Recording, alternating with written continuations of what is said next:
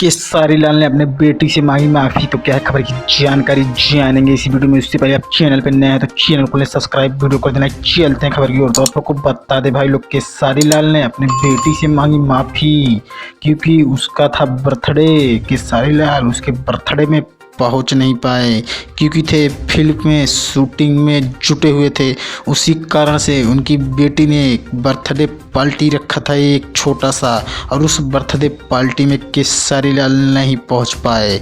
उसी से कारण से केसरी लाल की बेटी ने केसरी लाल के ऊपर कर लिया है गुस्सा। बोल रहे हैं पापा आप मेरे बर्थडे में नहीं पहुँचे। तो केसरी लाल ने कहा बेटा मुझे कर दो माफ़, है मैं कुछ काम की वजह से फंस गया था, इसी कारण से नहीं आ पाया। तो केसरी लाल की बेटी ने कहा आप मुझे देंगे बहुत बड़ा गिफ्ट। तो देखने को मिलेगा क्या केसरी लाल अपने बेटी को कौन सा बड़ा गिफ्ट देते हैं। चैनल को जरूर सब्सक्राइब करो, वीडियो को लाइक करते चलते हैं खबर की ओर। धन्यवाद।